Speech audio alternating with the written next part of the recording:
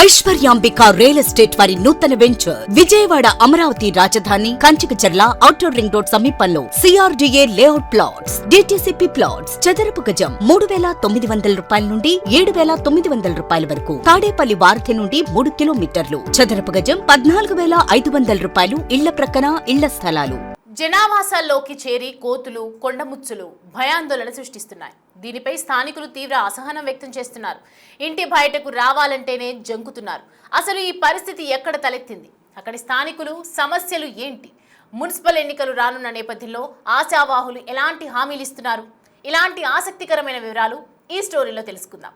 జయశంకర్ భూపాలపల్లి జిల్లాలో కోతులు నానా బీభత్సం సృష్టిస్తున్నాయి. ఇంటి బయట ఉండే వారినే కాకుండా నేరుగా ఇంట్లోకి దూరి వస్తువులను ధ్వంసం చేస్తున్నాయి. వంటింట్లో సామాన్లను ఎత్తుకెళ్తూ మనుషులపై దాడికి పాల్పడుతున్నాయి. కోతుల సమస్య తీవ్రంగా ఉండటంతో ప్రజలు ఏమీ చేయలేని పరిస్థితిలోకి వెళ్లిపోయారు. అయితే రానున్న రోజుల్లో తెలంగాణలోని మున్సిపాలిటీలో బల్దియా ఎన్నికలు జరగనున్నాయి. దీనిపై ప్రభుత్వం త్వరలో ఉత్తర్వులు వెలువరించనుంది.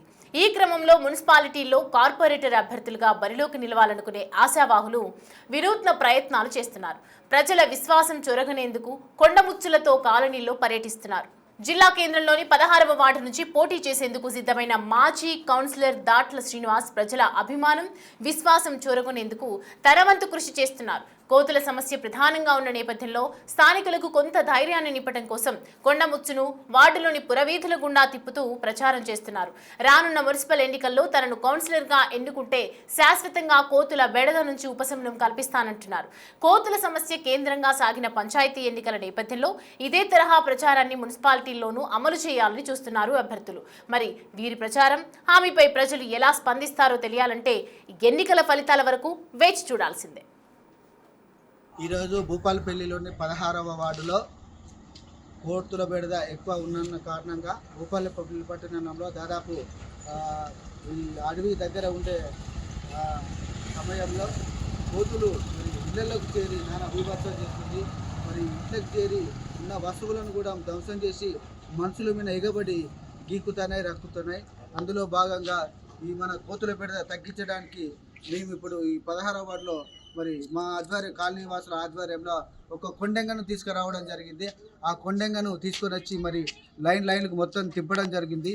ఈ కారణంగా కోతులన్నీ మరి అడవి బాట పడుతున్నాయి. దయచేసి ప్రతి ఒక్కరూ ఇది గుర్తుంచుకొని మరి మీరు మీ వార్డులలో ఈ కొండెంగను తిప్పించే ప్రయత్నంలో ఉండాల్సిందిగా పేరున మన అందరికీ తెలియజేయడం జరుగుతుంది.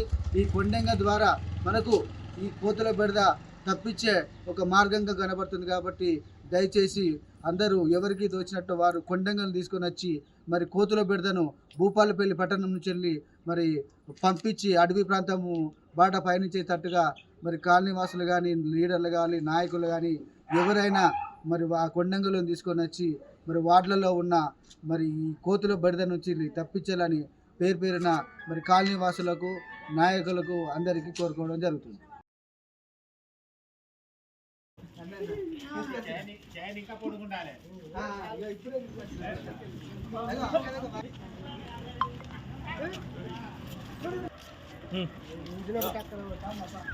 బ్రో ఏ బ్రో